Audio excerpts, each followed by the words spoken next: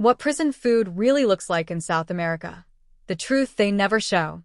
Before we dive into this dark story, remember, your support keeps investigations like this alive. Hit subscribe, drop a comment, and stay until the end, because the truth you're about to hear is more disturbing than any rumor you've ever heard. The story begins on a cold, drizzly morning in Bogotá, Colombia, when police radios crackled with an urgent broadcast. A body had been found behind the old market district, wrapped in a thin gray blanket, barefoot, and with signs of severe malnutrition. Detectives first assumed it was just another homeless man who had collapsed during the night, until they saw the mark. A blue stamp, barely faded, still pressed against the man's wrist. A prison meal line stamp. That was the first clue that something wasn't right. Stomach content showed corn mash, unseasoned rice, and a thick paste that coroner Marisol Varela couldn't identify. But she knew one thing: the man hadn't eaten anything outside a correctional facility in at least 48 hours. The name stitched into the blanket matched the prison uniform of a missing inmate, Luis Ortega, age 32, who had supposedly escaped from San Aurelio Penitentiary, one of South America's most overcrowded and understaffed prisons. But no one had ever successfully escaped San Aurelio. No one. Detective Daniel Mora stood over Ortega's body, troubled by what he saw. The injuries weren't consistent with a daring escape through razor wire or a fight with guards. Ortega was weak, dehydrated, and starved. A man in that condition couldn't climb a 4-meter wall.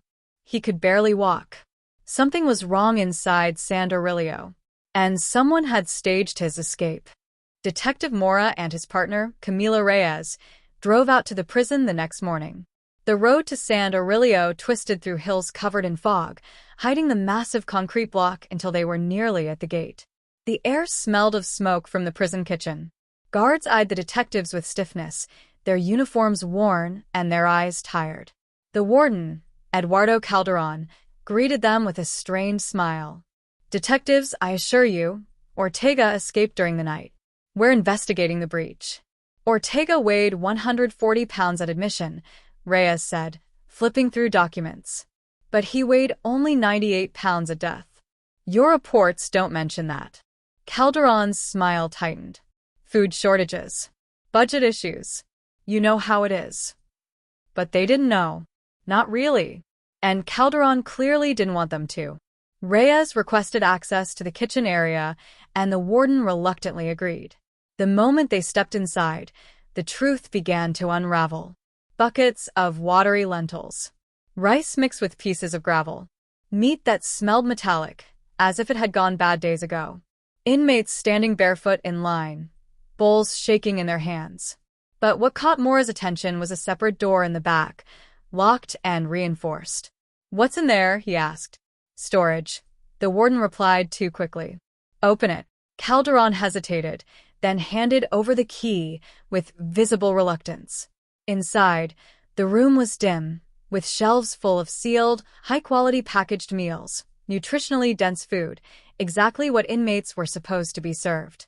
But they weren't. These untouched supplies were meant for them, yet none of it ever reached their plates. Someone was hiding the real food. Someone was stealing it. The detectives exchanged troubled glances. Prison food shortages were common. But this wasn't a shortage. This was theft on a scale large enough to starve hundreds. But the worst discovery lay behind the stacked boxes. Mora noticed a small metal door built into the wall, another lock, another secret. When Reyes forced it open, the sour smell hit them first. Then the dim light revealed the truth. A second kitchen. A hidden one. Clean counters. Fresh produce. Bags of grain. Meat sealed in ice. Food that looked nothing like the slop outside. And next to the counter sat a clipboard with a list of names. Inmates. Selected inmates. But Luis Ortega's name was crossed out. Mora felt cold creep up his spine. "This isn't about feeding prisoners," he whispered. "This is about controlling them." Reyes exhaled slowly. And Ortega found out. Before they could investigate further, a guard ran in, breathless and terrified. "Detectives, you need to come now." They followed him quickly through the hallway until they reached a solitary cell where the alarm lights flashed red. Inside, on the wall, written in what looked like charcoal, were the last words Luis Ortega would ever write. "It's not the food. It's what they're putting in it." And below it a second line. "Check the night shift." Reyes froze. Mora swallowed hard. Warden Calderon's face went pale. And then the power suddenly cut out. Darkness swallowed the entire prison. Something was happening. Something big. And the detectives were trapped inside. The daily reality of prison food in South America. South America's prison system is a world shaped by overcrowding, budget limits, and complex social conditions. And inside this environment, food becomes far more than nutrition. It becomes a symbol of survival, routine, and dignity. Inmates often describe food as one of the few things in their day that marks time, provides comfort, or reminds them of life outside the walls. Every morning begins with a basic meal. In many facilities, this is a simple carbohydrate-heavy breakfast: bread, porridge, or a thin corn-based drink. It's not luxurious, but it's designed to provide energy for the day. Some prisons try to add protein, like eggs or beans, but availability often depends on funding and the region's agricultural resources. Across the continent, kitchens operate on extremely strict schedules. Cooks, sometimes staff, sometimes trained inmates, wake long before sunrise to boil large pots of rice, stew vegetables, or prepare bean mixtures that can feed hundreds. The process is fast, controlled, and supervised, ensuring safety while keeping the meals economical. Lunch is usually the largest meal of the day. Rice, beans, cassava, lentils, and stewed vegetables are common staples. In some countries, such as Brazil or Colombia, prisons may add small portions of chicken or fish, especially during special days or when supply allows. This moment is often the highlight of the daily routine, providing a brief pause in a highly structured environment. Dinner tends to be lighter, sometimes a repeat of lunch, sometimes a simplified meal. Many inmates describe it as predictable, repetitive, and modest. But predictability can also bring stability, and for many, the routine of meals becomes part of coping with confinement. Food distribution inside these facilities is carefully monitored. Lines are orderly. Meals are counted. And despite the limitations, many prisons across South America participate in improvement programs aimed at better nutrition, kitchen sanitation, and cost-effective meal planning. These initiatives help reduce health risks and promote order within the facilities. In South America, prison food isn't just about calories. It reflects the region's culture, its struggles, and its ongoing efforts toward rehabilitation and reform. This reveals a simple truth. Even behind walls and steel doors, food remains a basic human connection, offering structure and a sense of normalcy in a place designed to remove freedom. Inside the prison kitchen, how meals are made. Behind every tray of food served in South American prisons, there is a hidden world few people ever see: the prison kitchen. It's a place defined by discipline, routine, and constant supervision. While the meals may look simple, the process behind them is intense, structured, and built on efficiency. Every day begins early. Long before most inmates wake up, the kitchen staff, often a mix of correctional officers and selected inmates, start preparing the day's meals. Only prisoners with good behavior and training are allowed to work in the kitchen, and even then, they are closely monitored.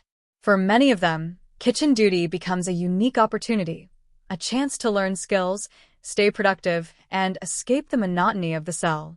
Large pots simmer on industrial-sized stoves, filled with rice, beans, vegetables, or stews that must be stretched to feed hundreds. Everything is planned down to the smallest detail: how much salt to use, how many portions each pot can produce, and how to manage supplies so the food lasts until the next delivery. Nothing is wasted, and everything is counted. The kitchen follows strict hygiene rules. Gloves, hairnets, and constant cleaning are part of the routine. Inspectors check temperatures, look for contamination risks, and ensure that storage rooms remain organized. In some South American prisons, international organizations have helped introduce training on food safety, nutrition, and proper handling, programs that benefit both the facility and the inmates working inside. But even with good systems, limitations remain. Budgets can be tight, ingredients vary, and not all facilities have modern equipment. As a result, kitchen workers become experts at improvising, adjusting recipes, substituting ingredients, and finding ways to turn basic supplies into meals that are filling and consistent. For the inmates who work here, the kitchen becomes more than a job. It becomes a small community within the larger prison world.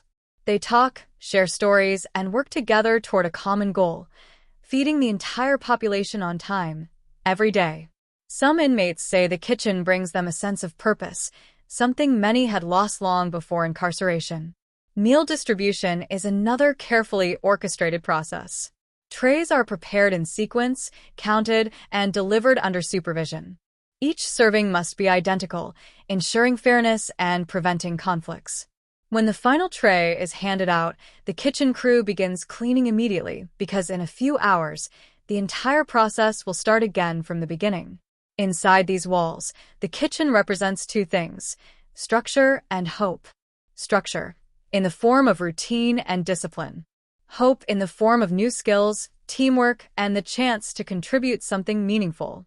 And while the world outside may never see the effort behind each meal, those who work here know that every plate served is part of a larger system that keeps the prison running smoothly. The hidden economy, how food controls power behind bars. In every South American prison, there are two realities, the one written in official policies and the one that lives quietly between the cracks, underneath the routines, behind the locked doors, and deep inside the social structure of the inmates themselves. And nothing shapes that hidden world more than food. Not money, not violence, not gangs. Food. Food becomes currency, leverage, loyalty, and survival. While the kitchen workers prepare meals under strict supervision, once those trays leave the serving line, the dynamics change. Suddenly, a spoonful of rice has value. A boiled egg can buy favors. A packet of seasoning can influence alliances. And the inmates who understand this system best often become the ones with the most silent power. This shadow economy doesn't appear overnight. It grows slowly, meal by meal, trade by trade. Some inmates save part of their lunch to exchange for laundry work or a handwritten letter. Others will trade their bread for a clean blanket or a spot in a safer corner of the cell block. For those with nothing but time, food becomes the only thing they can control. But in the darkest corners of this system, food becomes something even more complicated, a form of authority. In every prison, there are individuals who take charge of distribution within their cell blocks. These are often prisoners trusted by other inmates, people who have been inside long enough to understand the unspoken rules. They oversee who receives extra portions, who goes hungry, and who stays on the safe side of the unofficial order.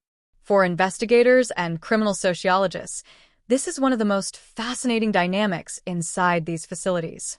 Power isn't built through intimidation alone, it's built through access. And in a world of limited resources, access to food is everything. Some inmates deliberately volunteer for kitchen duty because they know it earns them respect. Not because they control the food, but because they're seen as essential. Others keep careful track of trades, debts, and promises built around meals.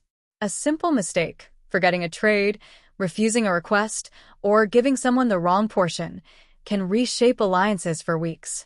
Still, many prisons in South America have worked hard to reduce the influence of this hidden economy. New distribution procedures, educational programs, and efforts to reduce scarcity have made a significant impact. Officers monitor trades closely, and many facilities strictly enforce rules against unauthorized exchange. It doesn't eliminate the hidden system, but it keeps it contained, controlled, and less likely to destabilize the environment. Yet, even with these efforts, the psychological weight of food remains. For many inmates, the meal they receive each day is more than nourishment. It's a sense of normalcy. In the harsh reality of confinement, routine can feel like the only stable thing left. A hot meal, even a simple one, becomes a moment of predictability inside a world built on uncertainty. And still, the stories continue. Small but telling moments that reveal how deeply food shapes prison life. A man giving away his portion to someone who earned his respect. A new inmate learning the unspoken rules on day one. A seasoned prisoner explaining how food trading works, not because he wants power, but because he wants to survive. Hidden in these stories is a truth that outsiders rarely see. Meals shape more than stomachs. They shape behavior, relationships, and sometimes even the outcome of conflicts. That's why administrators pay close attention to everything, from how meals are served to how they're eaten. A well-run food system reduces tension. A disruption can create pressure instantly.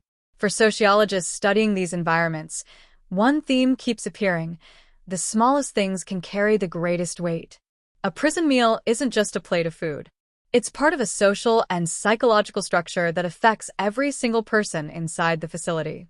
And it's this structure that the investigators in our story began to notice.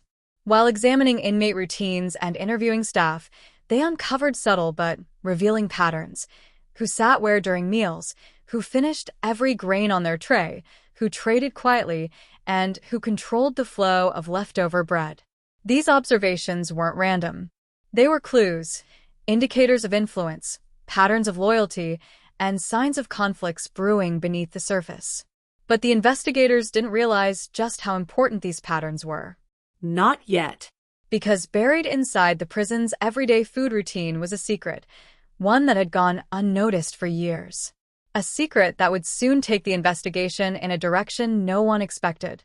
A direction that would expose the truth behind the most mysterious incident the prison had ever experienced. And it all started with something small, something hidden in the kitchen logs, something that should not exist. When the investigators found it, they froze. Because the document suggested that someone inside the prison had access to food supplies they were never authorized to touch, and they had been using it for months. And the real question wasn't how they did it, but why? The truth behind the plates, uncovering the secret.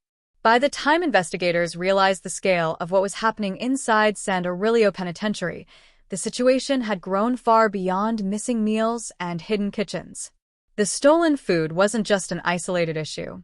It was a window into a much larger conspiracy, one that involved manipulation, intimidation, and silent power struggles that shaped the daily lives of every inmate in the facility. Detective Daniel Mora and Camila Reyes returned to the hidden kitchen late one evening, the shadows stretching across the concrete walls like dark fingers. The door that had once revealed untouched packages of food now felt like the entrance to something much deeper. They sifted through the logs, notebooks, and handwritten lists, tracing every movement of supplies, and the patterns were chilling. A select few inmates had been siphoning off high-quality food for months, not for themselves but for others. Entire networks had formed around these secret rations, and the investigators realized that these networks weren't just feeding hunger. They were feeding loyalty, control, and fear. Whoever controlled the food controlled the social order. But the real shock came when they cross-referenced the names in the hidden kitchen logs with recent incidents in the prison. Assaults, disappearances, sudden transfers, all linked to individuals who had refused to participate in the secret system. Luis Ortega, the man found dead behind the market, had discovered the operation and refused to cooperate. And the prison administrators had known. They had looked the other way, letting the system operate in the shadows. Reyes's hand trembled as she held Ortega's note. It's not the food. It's what they're putting in it. At first, she had feared tampering or poisoning, but further tests showed no contamination. Instead, the note pointed to something far more insidious: manipulation through scarcity. By controlling who ate and who didn't, the orchestrators wielded power over everyone: prisoners, staff, and even the administration. They dug deeper and discovered surveillance footage, carefully hidden from official review. Cameras showed inmates delivering portions to others, some sneaking extra meals into secret compartments, some whispering instructions like generals directing an army. Each tray, each ration, each minute delay became part of a strategy of influence. It wasn't violent, but it was terrifyingly effective. The investigators traced the operation to a small group of long-term inmates, men who had survived decades behind bars, mastering the art of control without drawing attention. They were respected, feared, and nearly untouchable. But their system was collapsing. Ortega's death, the missing meals, and the investigators' scrutiny threatened everything they had built. Mora and Reyes confronted the warden directly, presenting evidence that tied him, his staff, and several key inmates to the organized scheme. Calderon's face turned pale, the cracks in his authority exposed.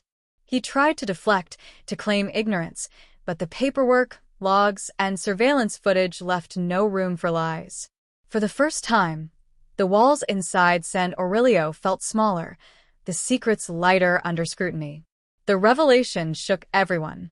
Investigators, guards, and inmates realized that what they had considered routine, the daily meals, had been a tool of subtle manipulation and control. And while the immediate perpetrators were removed, the story left lingering questions about how easily power could be hidden in plain sight, disguised as something as ordinary as food. Luis Ortega had been the warning no one heeded. He had seen the system, resisted it, and paid the ultimate price. But his discovery forced the prison and the authorities to confront uncomfortable truths about authority, survival, and the hidden economies that operate behind bars. In the end, the story of San Aurelio became more than just a story about missing food. It became a story about human nature, about how systems of power develop, and about the ways ordinary things, meals, routines, daily acts, can be turned into instruments of control. And as Mora walked out of the prison that evening, the fog rolling over the mountains surrounding Bogotá, he couldn't shake the thought: power isn't always visible. Sometimes it's on a tray of rice and beans, in a whispered instruction, or in a simple act of sharing or withholding what everyone takes for granted. The case closed officially, but the lessons lingered. Investigators and sociologists would study it for years. Families and inmates would remember it forever. And the question that hung in the air was chillingly simple: who truly controls the food, and who controls the people who eat it? They thought the story had ended with Luis Ortega. But in a world where meals become power, influence never truly disappears. It shifts. It waits. And those who understand its rules always find a way to survive. If you think this story was intense, you're not ready for what's next, hit subscribe, leave a comment, and stay tuned, because the hidden truths inside these walls are only just beginning to surface.